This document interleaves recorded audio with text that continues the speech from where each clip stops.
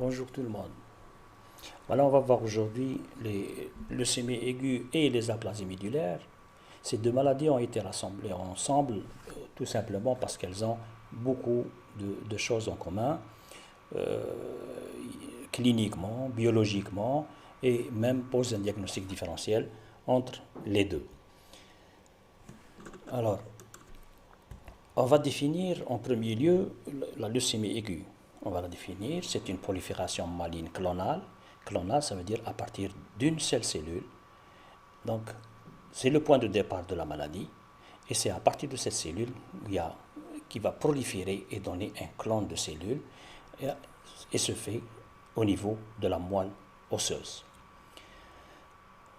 Ça peut concerner les cellules lymphoïdes et on aura une leucémie aiguë lymphoblastique, comme ça peut concerner les cellules myéloïdes et on aura une leucémie aiguë myéloblastique. C'est une maladie qui est aiguë, qui est grave et c'est une urgence thérapeutique. Toutes les lignées peuvent être concernées. On peut avoir une leucémie aiguë lymphoblastique B, on peut avoir une leucémie aiguë lymphoblastique T, une leucémie aiguë érythroblastique, une leucémie aiguë mégakaryocytaire, etc., monoblastique, etc. Alors, l'incidence de la maladie, elle augmente avec l'âge. Les leucémies aiguës lymphoblastiques sont fréquentes chez l'enfant et les leucémies aiguës myéloblastiques chez l'adulte.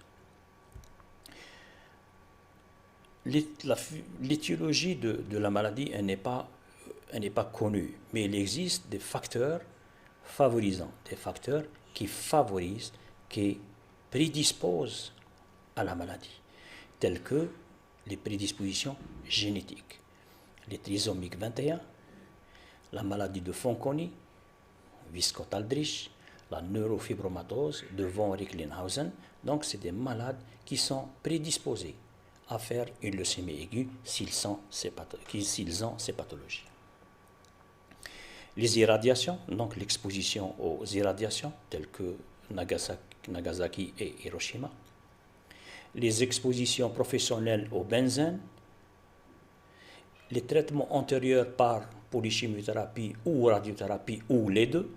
Il est traité pour un lymphome de Hodgkin, on lui fait une chimiothérapie, puis on ajoute une radiothérapie, et l'accumulation des deux peut favoriser l'apparition, 5-10 ans après, d'une leucémie aiguë qui est secondaire. Les antécédents d'hémopathie, on peut avoir une aplasie médulaire, voilà, on commence à avoir l'aplasie médulaire. Une aplasie médulaire, il peut présenter une aplasie médulaire, et c'est un état pré-leucémique qui va faire sa leucémie aiguë après cette aplasie médulaire. Une myélodysplasie. Une myélodysplasie aussi, c'est un état pré-leucémique. C'est un état pré-leucémique.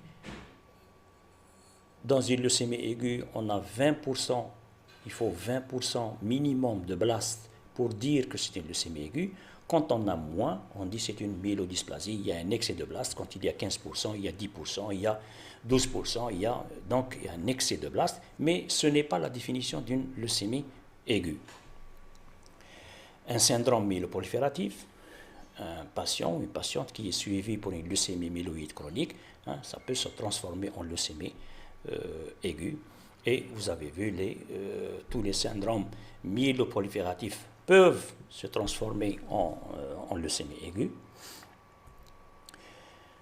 Le diagnostic positif. Le diagnostic positif, il y a toujours une circonstance de découverte. Souvent, la maladie, elle est symptomatique. Les symptômes, on va les voir tout à l'heure.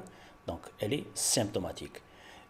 Ça peut être la surveillance d'un syndrome myéloprolifératif. Donc, c'est une LMC qu'on suit, c'est une polyglobulie qu'on suit et il fait sa leucémie aiguë. Découverte fortuite, c'est vraiment exceptionnel. Alors, quels sont les signes cliniques ? Les signes cliniques, si on comprend une chose, c'est que la moelle, c'est un espace. Et cet espace, il est partagé entre les cellules. C'est dans le cas normal. Il est partagé. On dit qu'il y a tant de pourcents de cellules lymphoïdes, tant de pourcents de cellules myéloïdes, tant de pourcents d'érythroblastes, tant de pourcents. Donc, c'est un espace qui est partagé en pourcentage en fonction de type de cellule. S'il y a une cellule maligne, cette cellule maligne, elle prolifère, elle va proliférer rapidement, donc elle va occuper l'espace rapidement, parce que la moelle, c'est un espace qui est clos. C'est un espace qui est clos.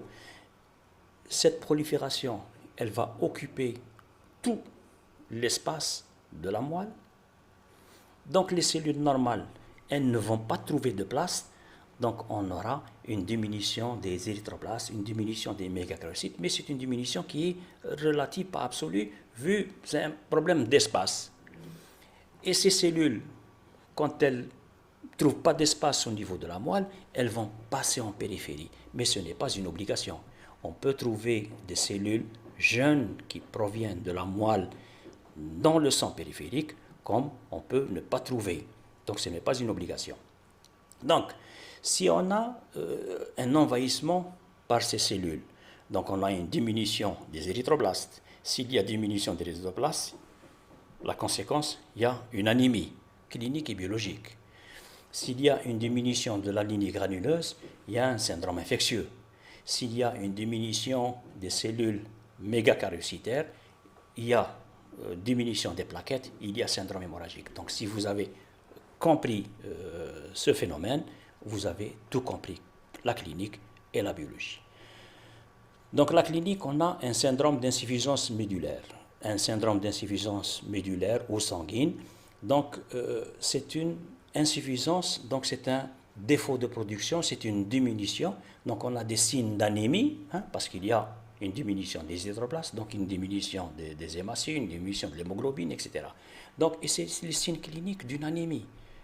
Ça peut être une anémie, n'importe quelle anémie, une anémie fériprive, une anémie, n'importe quelle. Donc, c'est les mêmes signes d'anémie. La pâleur, l'asthénie, les scotomes, l'acouphène, vertige, dyspnée d'effort, palpitation. Donc, c'est des signes d'anémie qu'on trouve dans toutes les anémies. Un syndrome infectieux, une angine ulcéro-nécrotique, on peut avoir une pneumopathie, les abcès anorectaux, on peut avoir une septicémie, ça c'est syndrome infectieux.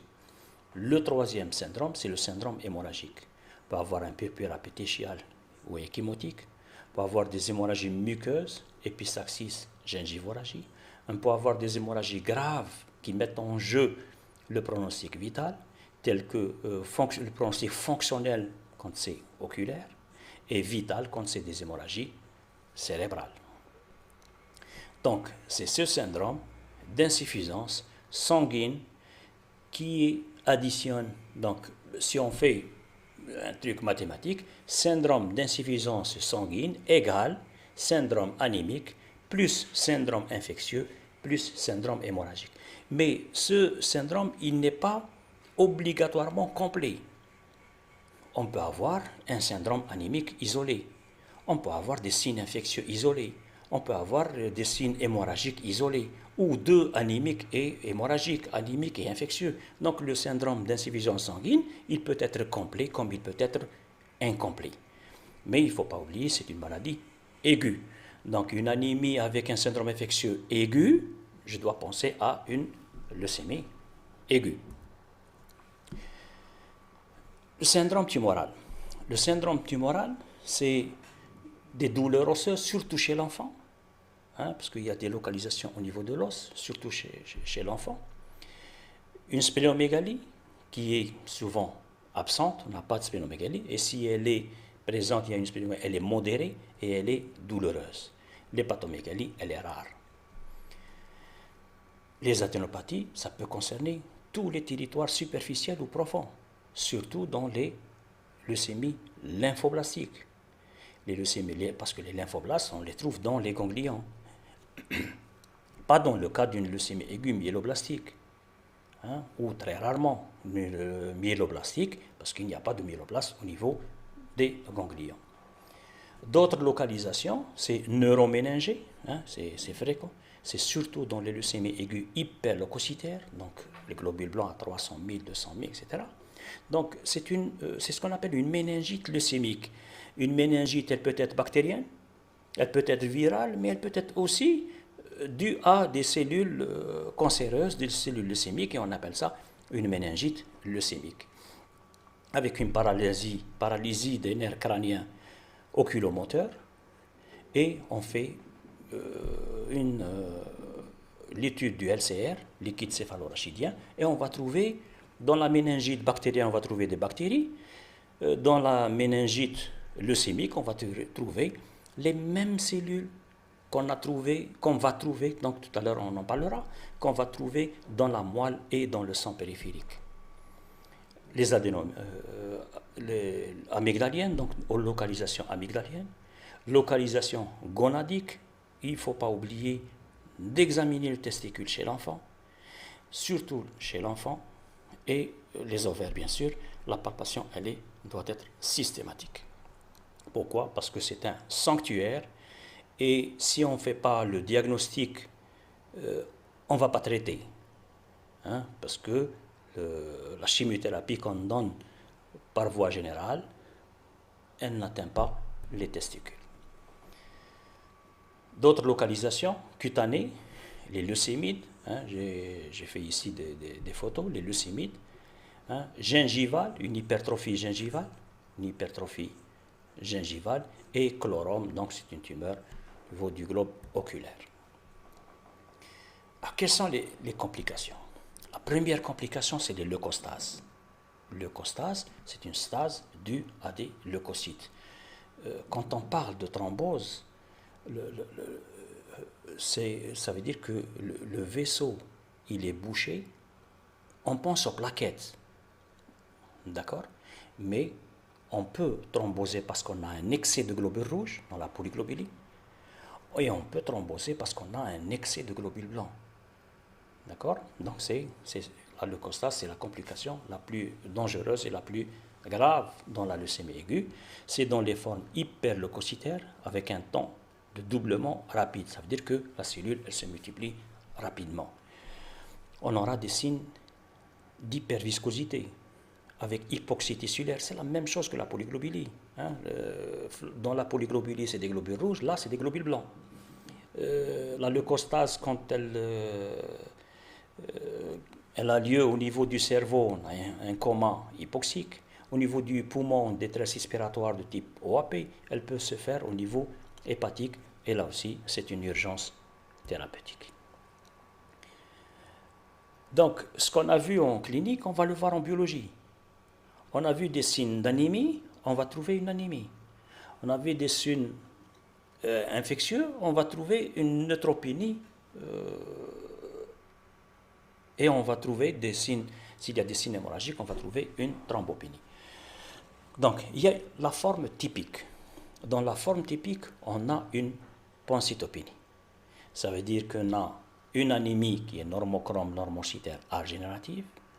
On a une thrombopénie, et quand elle est moins de 50 000, il y a un risque hémorragique. Il y a une neutropénie, moins de 500 éléments par millimètre cube. Donc ça, c'est la pancytopénie.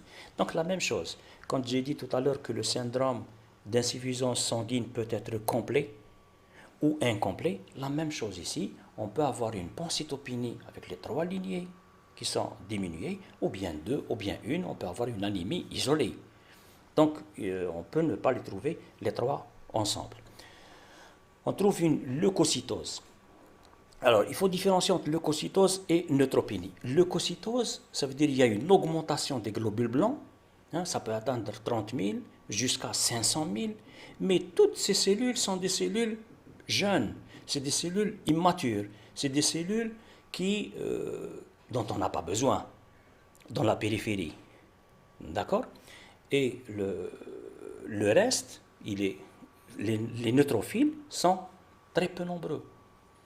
D'accord? Même s'il y a une hyperleucocytose, on a une neutropénie. Dans les formes moins typiques, on peut trouver la pancytopénie, mais sans les blastes au niveau du sang périphérique. hein, c'est possible, sans les blasts au niveau en périphérie. On peut trouver aussi une cytopénie isolée, une anémie seule, une thrombopénie seule, une neutropénie seule. Donc ça peut évoquer une leucémie aiguë.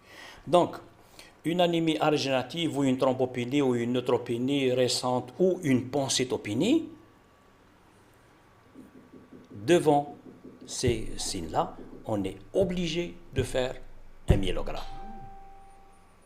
Et quand on fait le myélogramme, ce myélogramme, on va le trouver qu'il est riche en cellules, parce qu'on a dit que c'est une prolifération de cellules, il est riche en cellules, mais c'est une fausse richesse, parce que c'est des cellules qui sont jeunes, qui sont malades, dont on n'a pas besoin.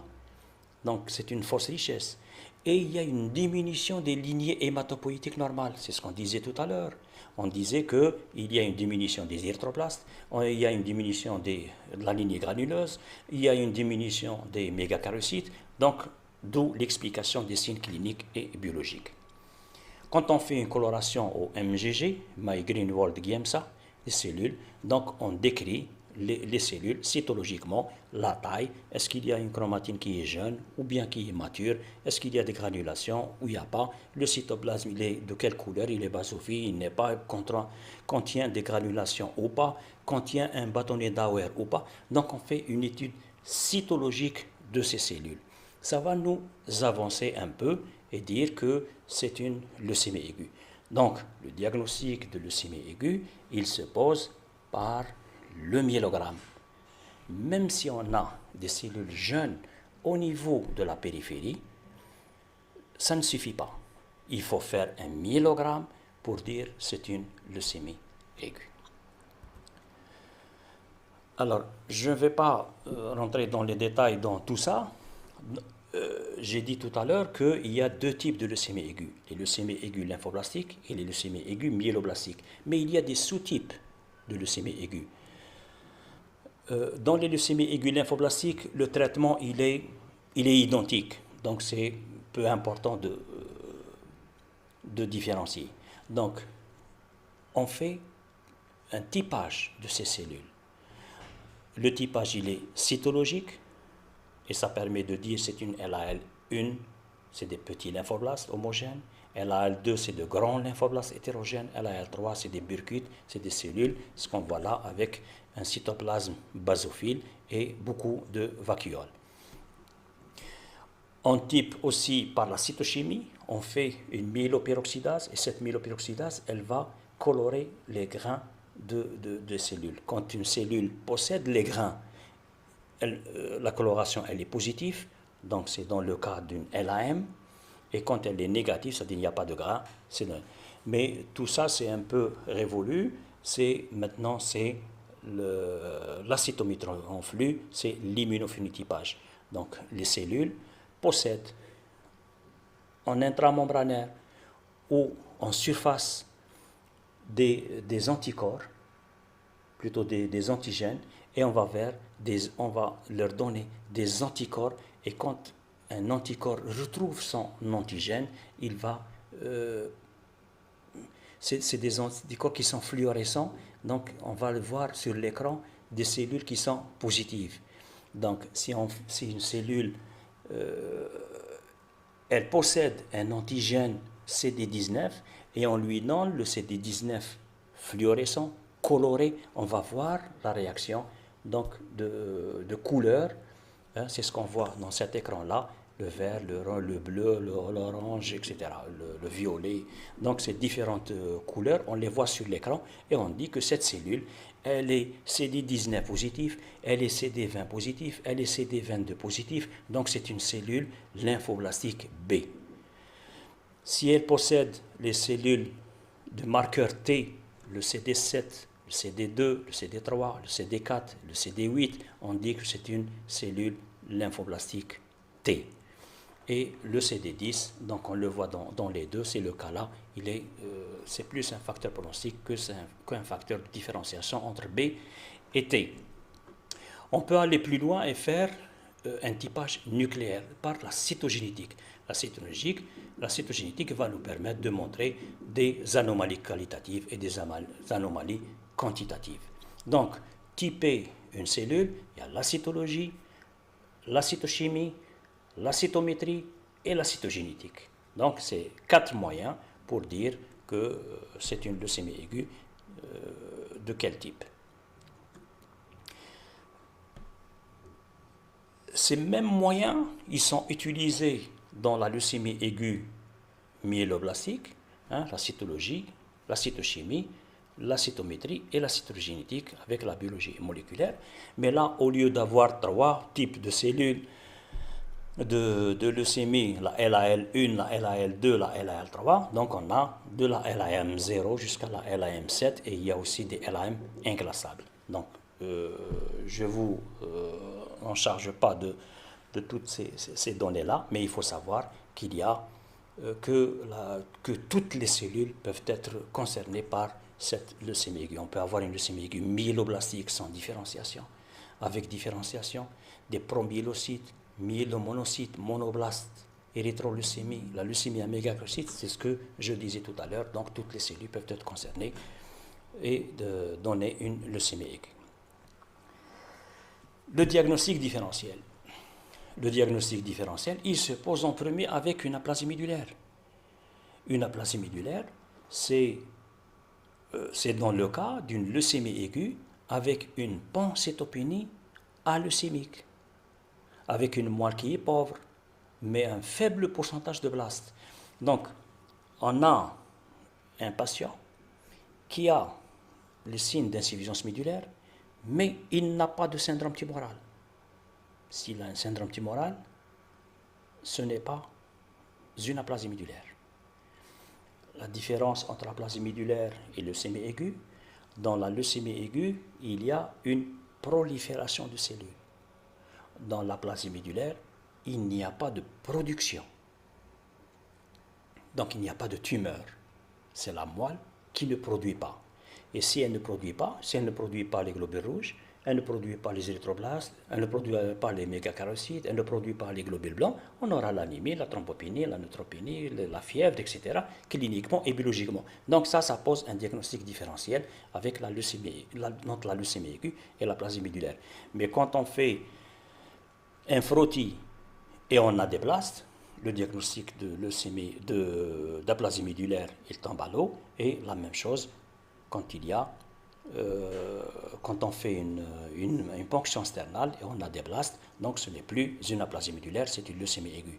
Mais parfois, il y a des leucémies aiguës avec myélofibrose. On fait une moelle, elle est pauvre, on fait une deuxième moelle, elle est pauvre, le frottis, il n'y a pas de blast, donc le diagnostic reste en suspens entre aplasie médulaire et leucémie aiguë, et c'est la biopsie médulaire, c'est elle qui va dire que c'est une aplasie médulaire. J'ai dépassé un peu dans le deuxième cours. Donc, j'ai dit qu'une leucémie aiguë, le diagnostic positif, il est posé par le myélogramme. D'accord? Et dans l'aplasie médulaire, on va voir que c'est la biopsie médulaire. Ce n'est pas le myélogramme, mais c'est la biopsie médulaire. Chez l'enfant, les douleurs osseuses, on peut faire un diagnostic différencié avec le RA. Pour les angines, la mononucléose infectieuse. Et les envahissements médulaires par des métastases, le sympathoblastome, le neuroblastome, le lymphome, bien sûr, et il faut faire, bien sûr, la moelle dans ce cas. Le traitement. Le traitement, on va donner que les principes du traitement. Traiter une leucémie aiguë, ce n'est pas facile. Ce n'est pas un hématologue dans un secteur sanitaire qui va traiter une leucémie aiguë. Absolument pas.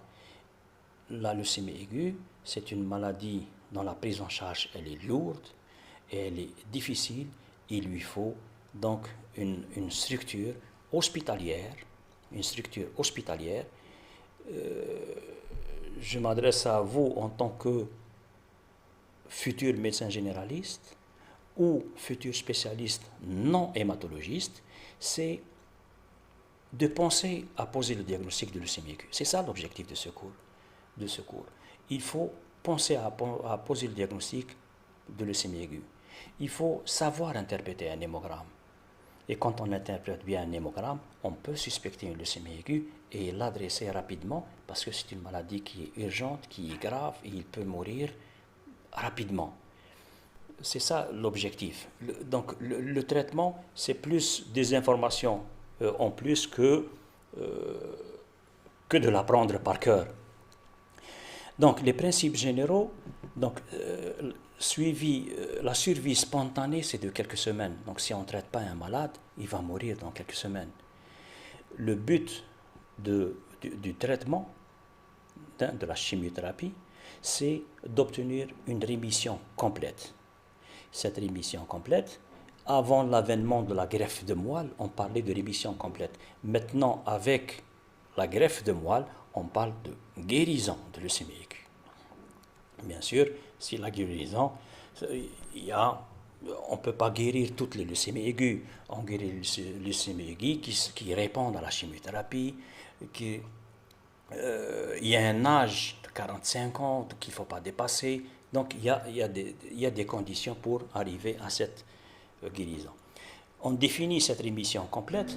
Une rémission complète, c'est un examen clinique normal, une numération, un hémogramme normal, et quand on fait la moelle, on a moins de 5% de moelle, de blast dans la moelle. Ça veut dire une moelle normale.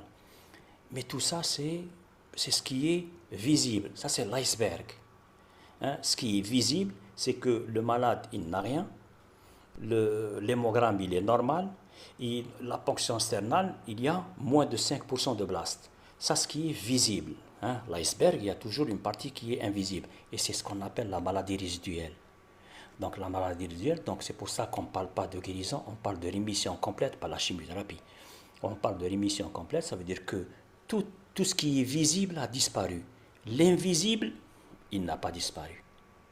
C'est la maladie résiduelle. Donc il reste toujours un pourcentage de cellules malignes qu'on ne peut pas détecter par la moelle, mais on peut le détecter par la cytométrie. Donc, et c'est ces cellules-là qui vont encore proliférer et rechuter. Donc il y a une rechute après cette rémission complète. Le schéma thérapeutique, c'est on fait une cytoréduction par la chimiothérapie. Donc, l'objectif, c'est la rémission complète. La rémission complète. Parce que même pour le greffer, il faut la rémission complète. Donc, l'objectif, c'est la rémission complète. Donc, on va induire cette rémission complète par une chimiothérapie. Cette chimiothérapie, elle est aplasiante et on peut obtenir une rémission complète, comme on peut obtenir un échec, comme on peut obtenir un décès par toxicité de la chimiothérapie. D'accord ? Les drogues utilisées, je vous fais part. Donc, dans les LAM, c'est le protocole qui est connu mondialement, c'est la racétine et la rubidomycine. Dans les LAL, il y a plusieurs protocoles, on ne va pas rentrer dans tous les détails. Il ne faut pas oublier la prévention neuroméningée et l'irradiation testiculaire. L'irradiation testiculaire. Alors, donc, on a induit une rémission complète, on a fait une chimiothérapie pour induire une rémission complète, on va consolider cette rémission complète. Donc, on va continuer à faire de la chimiothérapie. Quand on obtient de la rémission complète, on va continuer à faire de la chimiothérapie. Et après ça, donc après la consolidation, on va maintenir cette rémission complète. Si il y a un donneur et si c'est une leucémie aiguë à greffer, là on fait la greffe. Et si il n'y a pas de tout ça, donc on continue de la chimiothérapie pendant longtemps. Pendant longtemps, parce qu'il y a toujours le risque d'une rechute, il y a toujours le risque de ces cellules de la maladie résiduelle réapparaissent. Donc on essaye par la chimiothérapie de les laisser encore invisibles sous l'eau, comme l'iceberg. D'accord ? Alors, les autres abords, on va greffer. On va greffer quand il y a une indication de greffe. D'accord ? Donc, les conditions de la greffe, il faut que le patient soit en rémission complète. il ne faut pas qu'il dépasse les 50 ans, il faut qu'il y ait un donneur HLA compatible dans la fratrie ou dans un fichier à l'étranger, et les résultats, donc ils ne sont pas très, mais les greffes apparentées, 50% de décès, 50% de survivants. Greffe sur fichier, 70% de décès, 20 à 30% de survivants. Mais ça donne mieux que la chimiothérapie. Maintenant, qui greffer aussi? On greffe une leucémie aiguë myéloblastique en première RC chez l'enfant. Et chez l'adulte, avec des facteurs de risque. Une LAM, la première rémission complète, on fait une greffe. Chez l'enfant et chez l'adulte. Surtout chez l'adulte, s'il y a des facteurs de risque associés. Dans les LAL, on fait dans la première RC, rémission complète chez l'adulte, mais avec des signes de risque cytogénétique. Et on greffe dans les LAL, deuxième RC chez l'enfant.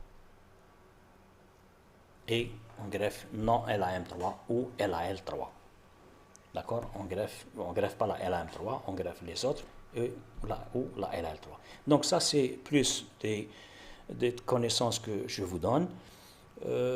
Je vous répète que l'objectif, c'est de connaître la maladie, de savoir poser le diagnostic, d'y penser, et de l'envoyer à l'hématologiste. Alors, le deuxième cours, c'est les aplasies médulaires. Vous allez voir, ça va être, il manque un S à aplasie. Vous allez voir, ça va être rapide parce que tout a été dit. Tout a été dit dans le premier cours. Donc, la définition, on a dit leucémie aiguë, c'est une prolifération de cellules immatures, jeunes, malignes. Là, il n'y a pas de production.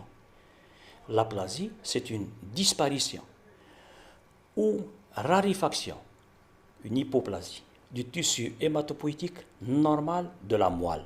Ça veut dire que la moelle, elle ne produit rien ou elle produit très peu de cellules. Pour dire que c'est une aplasie médulaire, il ne faut pas que cette aplasie, cette disparition ou cette raréfaction de cellules soit due à une fibrose, soit due à un envahissement par un processus malin, soit due à une hématopoïèse inefficace. Donc il faut éliminer ces trois étiologies, la fibrose, l'envahissement, l'hématopoïèse inefficace, pour dire que c'est une aplasie médulaire. Alors, les signes cliniques, la seule différence entre une leucémie aiguë et l'aplasie médulaire, c'est l'absence du syndrome tumoral. Donc, il n'y a pas de syndrome tumoral dans l'aplasie médulaire. Et les signes d'insuffisance sanguine, on les trouve, les signes anémiques, les signes infectieux et les signes hémorragiques. Ça veut dire que, biologiquement, on va trouver la même chose, sauf la présence de blastes. On va trouver cette pancytopénie qui peut être complète ou incomplète. On va faire un myélogramme parce qu'il y a une pancytopénie. Mais quand on fait un myélogramme, la différence là aussi entre l'aplasie médulaire et la leucémie aiguë, dans la leucémie aiguë, on a dit qu'il y a une prolifération des cellules, donc la moelle, elle est riche en cellules. Dans l'aplasie médulaire, elle est pauvre, elle est désertique. Il n'y a pas de cellules au niveau de la moelle. D'accord? Donc le myélogramme, le frottis est de richesse diminuée, donc il faut faire une biopsie ostéomédulaire. Et c'est cette biopsie ostéomédulaire qui va permettre de poser le diagnostic d'aplasie médulaire. Donc vous voyez, même sur ce schéma, les espaces médulaires, il y a un désert, espaces médulaires sont vides, il y a quelques îlots de cellules qui persistent, mais c'est vide. Et tout ce qui est blanc, ce qu'on voit, c'est les adipocytes. Donc la moelle, elle est envahie par des cellules graisseuses. Donc les espaces médulaires sont vides, la moelle hématogène, elle est raréfiée, donc les cellules hématopoïétiques normales sont absentes, et les cellules adipeuses envahissent la moelle. Mais il faut éliminer la fibrose réticuloïdique ou la collagène, ou bien une prolifération. Donc la moelle, la biopsie ostéomédulaire va dire qu'il n'y a pas d'envahissement médulaire, qu'il n'y a pas de fibrose, donc là c'est une aplasie médulaire. La leucémie aiguë, on a dit qu'il n'y a pas d'étiologie. Dans l'aplasie médulaire, on trouve des fois des étiologies à la maladie. Il y a les aplasies médulaires acquises, la plus fréquente c'est idiopathique, mais pour dire idiopathique, il faut éliminer tout ce qui est secondaire, tel que les aplasies médulaires dues à de la chimiothérapie, les aplasies médulaires dues à des toxiques, les irradiations, le benzène, les insecticides, dues à une infection virale, le virus virale ou tuberculose hématopoïétique. Et rarement, donc l'HPN, où on a une hémolyse avec une aplasie, le thymome et les endocrinopathies telles que le syndrome de Chion. Donc il faut éliminer toutes ces étiologies. Quand on n'a pas une étiologie qui est évidente, on dit que c'est une aplasie médulaire idiopathique. Les congénitales. Les congénitales, on ne va citer que Fanconi, parce que c'est la plus fréquente chez l'enfant. Elle est de transmission autosomale récessive. Le début, c'est la première décade de la vie, les premières 10 années. Elle est plus fréquente chez les garçons que les filles. Et il n'y a pas un élément de diagnostic positif de la Fanconi. Il y a une association de facteurs. Il y a une aplasie médulaire qui est progressive, mais en plus, il y a des anomalies constitutionnelles. Une pigmentation cutanée brune, une hypoplasie de la rate ou des reins, une hypoplasie du radius, une bifidité du pouce, une microcéphalie avec un retard statural et intellectuel. Donc c'est l'association de ces éléments avec cette aplasie médulaire, et chez l'enfant, on dira que c'est une maladie de Fanconi qu'il faut greffer d'emblée. Alors, avant de traiter, on fait un bilan préthérapeutique à la recherche premièrement des facteurs pronostiques. Ces facteurs pronostiques, c'est ce qu'on appelle les critères de Kamita. Les critères de Kamita, ils sont 3. Il y a les réticulocytes moins de 10 000 par millimètre cube, les polynucléaires neutrophiles moins de 500 par millimètre cube et les plaquettes moins de 20 000 par millimètre cube. Quand on a 2 sur 3, c'est une aplasie médulaire grave et il faut la greffer d'emblée. Et on peut classer sur ces critères, on classe une aplasie médulaire très grave, une aplasie médulaire grave, une aplasie médulaire modérée, une aplasie médulaire mineure.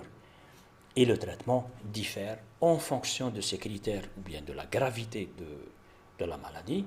Quand elle est très grave, c'est la greffe de moelle, et quand elle est modérée ou mineure, donc là, on peut utiliser d'autres moyens de traitement.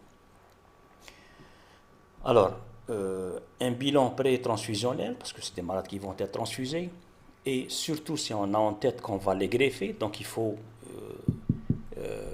éviter les transfusions intrafamiliales. D'accord? On fait un groupage érythrocytaire avec phénotype complet. C'est plus le groupage A, B, O et AB et on transfuse. Non, il faut le phénotype complet pour transfuser. Le typage HLA dans la fratrie chez les sujets de moins de 55 ans. Donc quand on a un donneur, HLA compatible, et bien sûr un bilan viral complet.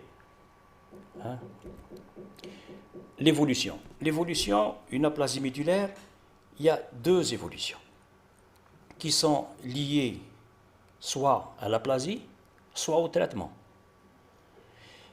Les complications infectieuses et les complications hémorragiques. Donc il fait une pancytopénie, donc il fait de la fièvre, il fait une anémie sévère, il fait des hémorragies, il fait donc des complications qui sont mortels parfois. Le traitement. Le traitement, une aplasie médulaire sévère qui n'est pas traitée, 20% des malades meurent à 1 an. Alors, le traitement, il y a 3 volets de traitement. Le premier volet, c'est un traitement symptomatique, ou 2 volets, traitement symptomatique et traitement de fond. Un traitement symptomatique. Le traitement symptomatique, c'est les transfusions. On transfuse du sang, plutôt des globules rouges, phénotypés, des leucocytés et CNV négatifs. Et on transfuse des plaquettes, des CPA, concentrés plaquettaires par aphérèse. On fait une antibiothérapie à large spectre avec des antifongiques et le traitement de fond. Alors, le traitement de fond, si le malade il a des camitas, elle est très grave, elle est sévère ou très sévère, je vais le greffer. Mais quand elle est modérée ou mineure, j'ai d'autres moyens de traitement, tels que la cyclosporine, les immunosuppresseurs, l'Imural, les androgènes, le Nilvar, le sérum antilymphocytaire. Tout ça, c'est des moyens de traitement d'une aplasie médulaire qui n'est pas agreffée, soit parce qu'il n'y a pas de donneur, soit parce que l'âge il est plus de 55 ans, soit elle est mineure ou modérée. Donc, j'ai d'autres traitements et je traite, je greffe si le sujet il a moins de 55 ans et il a un donneur HLA compatible, soit dans la fratrie, soit dans le fichier. Donc voilà, j'ai fini le cours. J'espère que j'ai transmis le message. Il faut penser à la leucémie aiguë. Il faut savoir faire le diagnostic différentiel d'une leucémie aiguë avec les autres pathologies pour envoyer à temps les malades vers un service qui prend en charge les leucémies aiguës. Voilà, je vous remercie et je vous souhaite bon courage.